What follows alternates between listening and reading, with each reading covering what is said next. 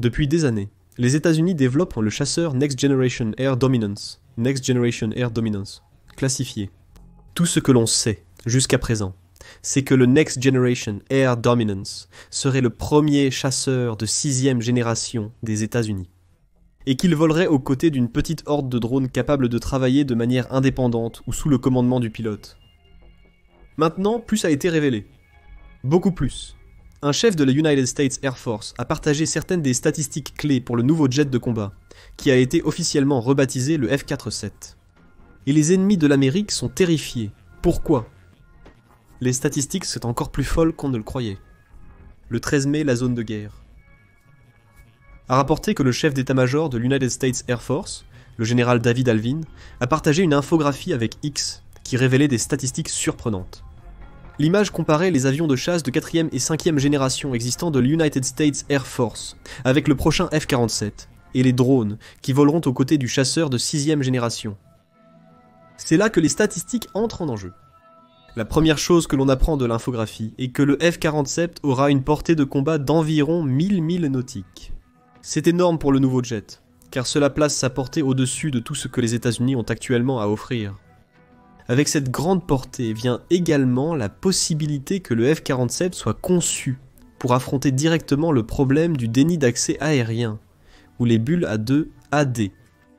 Selon l'Institut international d'études stratégiques, ou Institut international d'études stratégiques, un A2AD est censé être une bulle impénétrable, ou des défenses aériennes. L'idée est d'utiliser des unités de défense anti-aériennes pour créer une zone interdite. C'est remarquablement simple. Les portées efficaces des systèmes de défense aérienne utilisés créent la bulle A2AD. L'implication étant qu'aucun avion ne peut entrer dans cette bulle sous peine d'être abattu. L'Institut international d'études stratégiques cite l'exemple des tentatives de la Russie de créer une telle bulle en Crimée. Elle a déployé plusieurs systèmes de défense aérienne, y compris le S-400 et le S-300, dans la région pour couvrir le ciel. Complétant ces défenses aériennes, il y a les systèmes de missiles anti-navires de défense côtière, 3K 55 Bastion P et 3K 60 batteries anti-aériennes légères combinées. Ces systèmes sont censés empêcher l'Ukraine d'attaquer la Crimée depuis les cieux ou la mer Noire, en forçant l'Ukraine à opérer dans une région contestée qui aurait été auparavant permissive. La tactique de la Russie n'a pas fonctionné comme prévu, notamment sur le plan aérien. Les drones et missiles à longue portée de l'Ukraine ont démontré à plusieurs reprises leur capacité à pénétrer la bulle AD2A de la Russie. Cependant, un avion de chasse ukrainien, y compris n'importe lequel des F-16S du pays, n'a pas encore été vu entrant dans l'espace aérien de la Crimée, précisément parce que la bulle russe existe. La portée exceptionnelle du F-47 est censée offrir une solution potentielle à ce problème. Être capable de voler sur plus de 1000 milles nautiques signifie qu'un pilote a moins à se soucier en termes d'endurance et de portée de son avion. Ces facteurs étant éliminés de l'équation, ils peuvent se concentrer davantage sur la pénétration des bulles AD2, ouvrant la possibilité d'attaque contre un territoire que l'ennemi considère comme extrêmement précieux. Cependant, cette portée impressionnante a un bémol. 1000 milles nautiques offrent une amélioration significative par rapport au stock actuel de chasseurs de la United States Air Force et de l'United States Navy. Comme le déclare TVZ, la portée correspond à peu près à la prédiction de la marine que le F-47 a 25% de portée en plus que tout autre jet qu'elle a en service. En fait, le F-47 pourrait même dépasser ces 25%. Le F-35C a une portée d'environ 670 milles nautiques. Par exemple, ce que les critiques ont affirmé par le passé signifie qu'il n'a pas la portée nécessaire pour frapper les cibles ennemies. Atteindre 25% de plus que cela mettrait la portée du F-47 à environ 850 milles nautiques, dit TWSCI. Le fait que le jet puisse parcourir 1000 milles nautiques est donc extrêmement significatif. La mise en garde mentionnée il y a un instant est que le F-47 est censé être le porte-drapeau de la supériorité aérienne américaine pour les décennies à venir. C'est là qu'un problème potentiel se pose. L'United States Air Force prévoit déjà que tous les jets qu'elle construit devront opérer dans des zones où la menace aérienne s'étend à plus de 1000 miles. En résumé, les systèmes de défense aérienne s'agrandiront. Ainsi, bien que la portée de 1000 milles nautiques du F-47 le rende capable de pénétrer les bulles actuelles A2AD, il n'est potentiellement pas à l'épreuve du futur contre de meilleurs systèmes de défense aérienne, rendant ces bulles encore plus larges. Sauf qu'il y a une mise en garde à la mise en garde. Alvin n'a pas vraiment dit cela dans son ex-post. Le F-47 a une portée de 1000 milles nautiques. Il a dit 1000 milles nautiques plus. On ne sait pas encore ce que plus signifie réellement. Cela pourrait suggérer que le F-47 était capable de voler sur 1050 milles nautiques, ou peut-être qu'il peut atteindre 1250. Plus d'informations sont nécessaires pour clarifier exactement ce que signifie plus avant de savoir à quel point la portée du F-47 est remarquable.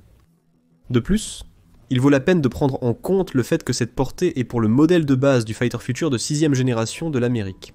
Des ajustements au design sont possibles soit entre maintenant et la présentation du F-47, soit une fois que l'avion entre en service, ce qui pourrait encore étendre sa portée. Pour l'instant, la portée de 1000 milles nautiques est la statistique principale. Mais ce n'est pas tout.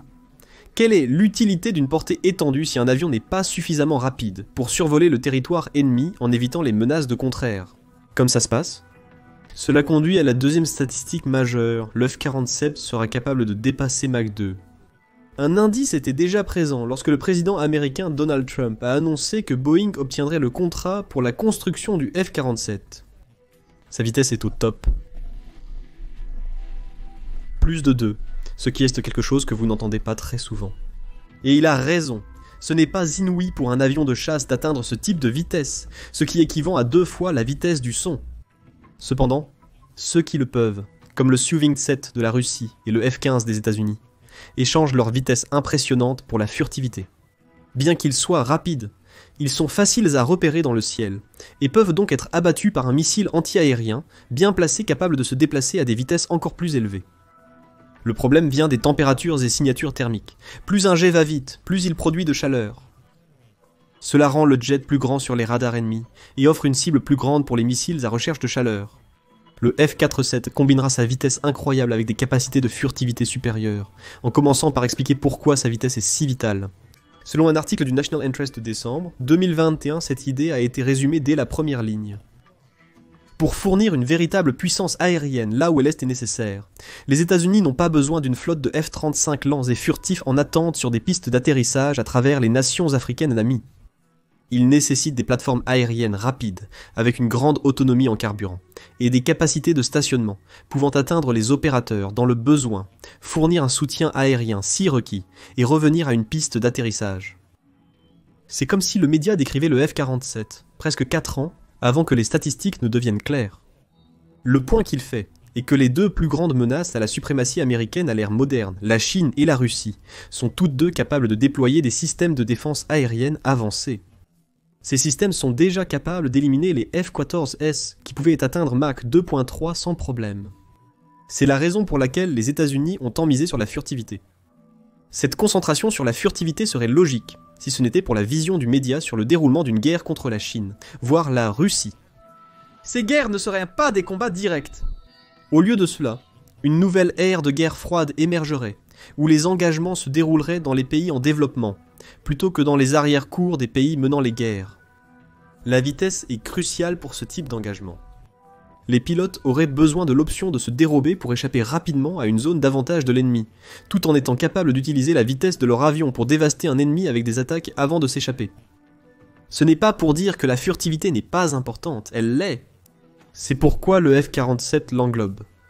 Mais les statistiques récemment publiées démontrent que les États-Unis ont réalisé que combiner furtivité et vitesse est le véritable chemin pour construire un chasseur de 6ème génération. Une fois en vol, le F-47 pourra frapper des cibles au-dessus des pays en développement. Comme le F-14 et d'autres bolides, il peut utiliser sa furtivité pour mener des frappes à haute vitesse contre des défenses aériennes avancées, si nécessaire. C'est une combinaison très impressionnante. Cependant, comme pour la portée, il y a encore des inconnus sur la vitesse réelle à laquelle le F-47 peut voler. Par exemple, supposons que la vitesse Mach 2 ou plus élevée résulte de l'engagement des post-combustion. Si c'est le cas, quelle est la vitesse du chasseur en supercroisière sans post-combustion? De plus, combien de temps peut-il maintenir efficacement sa vitesse maximale? Et à quelle vitesse épuisera-t-il ses réserves de carburant pour l'atteindre? Des questions comme celle-ci demeurent sans réponse.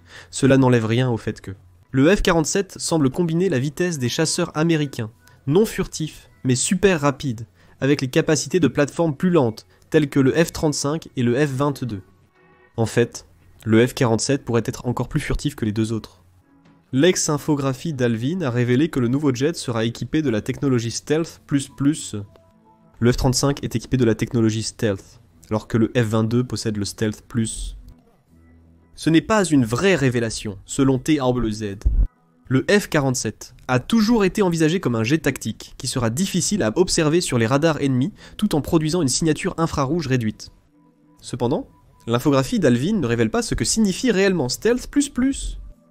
Mais cela peut être spéculé en regardant de plus près la technologie Stealth+ du F-22. Par exemple, le F-22 a l'une des plus petites sections transversales radar de tous les avions de chasse. Pour un ennemi, cette section transversale semble aussi petite qu'une bille. Bien que cela ne rende pas l'avion impossible à repérer, le F-22 bénéficie d'une quasi-invisibilité radar. C'est important, surtout à une époque où existent des défenses aériennes automatisées. Si un système de défense aérienne ne voit qu'un objet de la taille d'une bille sur son radar, il y a une plus grande possibilité que l'objet soit négligé en tant que menace. Dans le cas du F-22, cela permet aux pilotes de se rapprocher d'une cible sans avoir à se soucier d'éviter les missiles entrants. Étant donné que le F-47 comportera Stealth++, cela signifie-t-il que sa section transversale radar sera encore plus petite qu'une bille?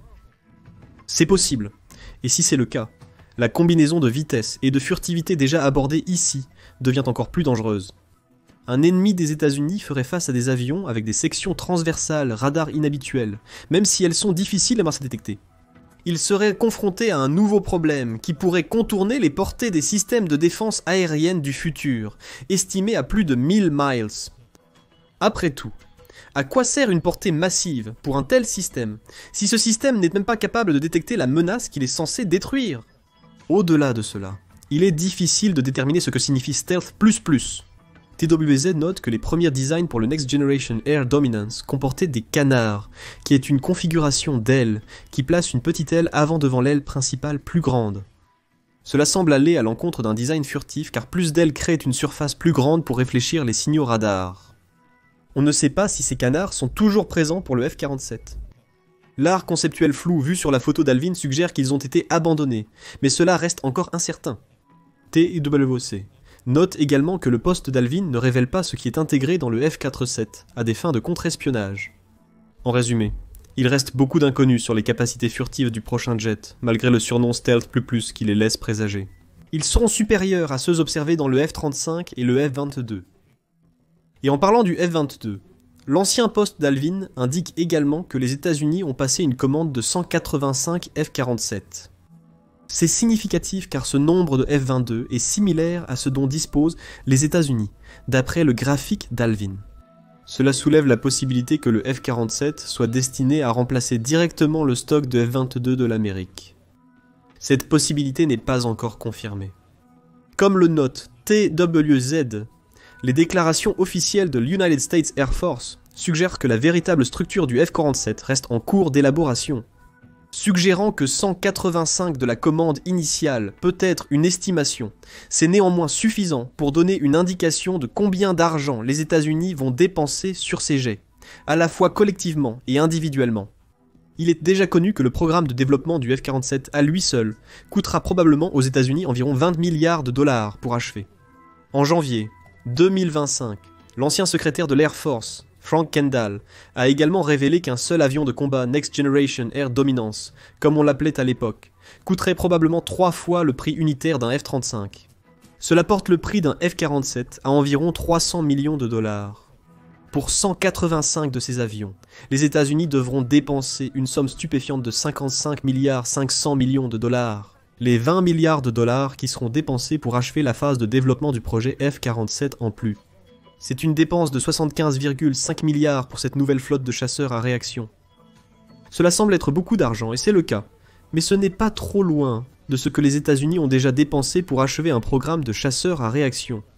Le programme F-22 a coûté 70 milliards de dollars, dont 30 milliards ont été investis dans la recherche et le développement. Peut-être que cette dépense antérieure et plus importante a abouti à des technologies qui seront intégrées dans le F-47, conduisant à un coût de développement plus bas. Cela est compensé par le coût plus élevé par unité pour atteindre un chiffre à peu près équivalent à celui du programme F-22. Plusieurs années plus tard seulement, Un retour plutôt correct, considérant l'impact de l'inflation sur les matériaux de construction. F-47S. Quant au F-47 lui-même, le calendrier actuel suggère quand il est prévu de prendre son envol. Les graphiques d'Alvin suggèrent que le F-47 sera opérationnel à un moment entre 2025 et 2029. Toutefois, selon TWZ, cela paraît improbable. Tout ce qui a été vu du jet jusqu'à présent est un concept art, ce qui signifie qu'une date de vol en 2025 semble impossible à moins que l'avion ne soit déjà presque terminé et simplement caché au public. Une première date de vol en 2029 est plus réalisable, bien qu'il semble toujours peu probable que le F-47 entre en service cette année-là. Il est plus plausible que cette plage de dates indique quand l'United States Air Force effectuera ses premiers vols d'essai officiels de l'avion, avec un déploiement officiel qui se produira à un moment donné dans les années 2030. Cette hypothèse correspond à l'année d'entrée en service prévue par Air Force Technology, soit 2030 cependant. Il est également possible que les États-Unis aient accéléré les investissements et les travaux sur le F-47 pour obtenir une date de vol plus tôt. TWC a sollicité plus de détails sur le sujet et a obtenu une réponse d'un représentant de l'United States Air Force. Le F-47 volera pendant cette administration. Cette réponse suggère que Trump a fait de la mise en vol du F-47 une priorité pour son second mandat en tant que président. Le temps dira s'il a réussi. Tout cela couvre les statistiques du F-47 partagées via l'ex-infographie d'Alvin. Mais ce n'est pas tout. Dans l'introduction de cette vidéo, il a été mentionné que le projet Next Generation Air Dominance, qui a évolué en F-47, comprend une petite collection de drones qui voleront aux côtés de chaque avion de chasse.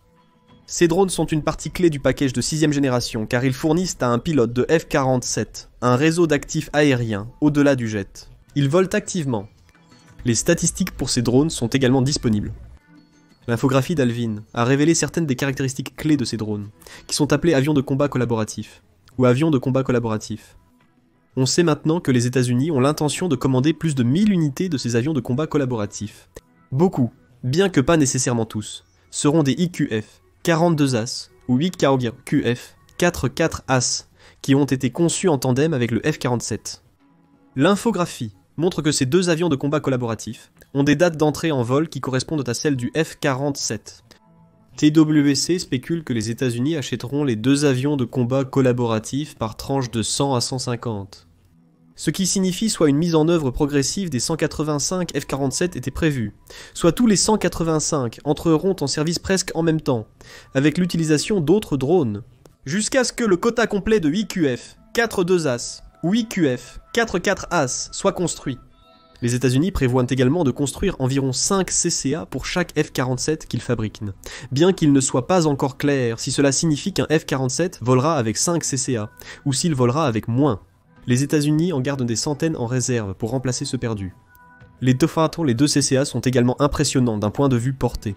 Aucun ne correspond à la portée de 1000 milles nautiques du F-47. Ils peuvent plutôt parcourir environ 700 miles, ce qui est une portée qui a été observée pour des drones autonomes auparavant, mais pas pour des avions sans pilote collaboratif, liés à une plateforme aérienne pilotée. Cependant, c'est une étrange disparité. On a toujours cru que le F-47 était la plateforme de contrôle principale des CCA. Cette portée réduite offre diverses possibilités. Le F-47 peut-il ne pas utiliser les CCA pour des missions qui nécessitent qu'il vole sur plus de 700 miles ? Alternativement, il peut y avoir d'autres plateformes de contrôle en jeu qui permettent aux États-Unis de déployer des CCA au besoin, qui se lient ensuite à la plateforme F-47 appropriée. Cela soulève la possibilité que les États-Unis soient également capables de passer aux CCA, et de les sortir pour compenser le problème de portée, bien que tout cela soit de la spéculation à ce moment précis.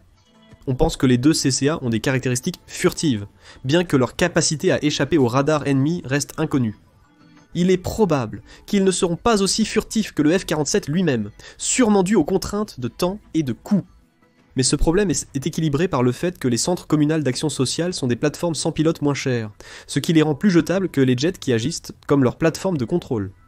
Quant à la vitesse, c'est là qu'une autre divergence entre en jeu. Selon TWZ, il est généralement admis que les premiers centres communaux d'action sociale vont se déplacer à des vitesses subsoniques.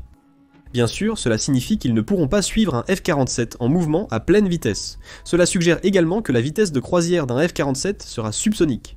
Sinon, ces centres communaux d'action sociale ne pourraient pas le suivre. C'est de la pure spéculation. Les États-Unis pourraient apporter des améliorations radicales par les cervicales à leur centre communal d'action sociale. Cela les rapprocherait du F-4-7, du moins en termes de vitesse et de portée, avant qu'il ne soit officiellement dévoilé. Néanmoins, tout cela représente beaucoup plus d'informations que ce que l'on savait précédemment sur le F-47 et ses plateformes aériennes associées. Jusqu'à présent, les statistiques restent très générales. Il reste encore beaucoup de questions à résoudre. Mais ce qui est clair jusqu'à présent, c'est que les États-Unis ne sont plus qu'à quelques courtes années de la révélation. Un avion de combat de 6e génération qui combine les meilleurs aspects de ces avions de 4e et 5e génération tout en intégrant la technologie de pointe des drones. Que pensez-vous des nouvelles statistiques F-47 ? Cela correspond-il à ce que vous avez entendu sur le F-47 jusqu'à présent ? Ce que nous avons révélé dans cette vidéo suggère que les États-Unis sont en bonne voie pour construire une plateforme garantissant la domination aérienne pour les décennies à venir. Donnez votre avis dans les commentaires. Et n'oubliez pas de vous abonner à The Military Show pour plus de vidéos à jour couvrant les derniers développements de l'armée américaine, ainsi que les conflits en Ukraine, au Moyen-Orient et dans le monde entier.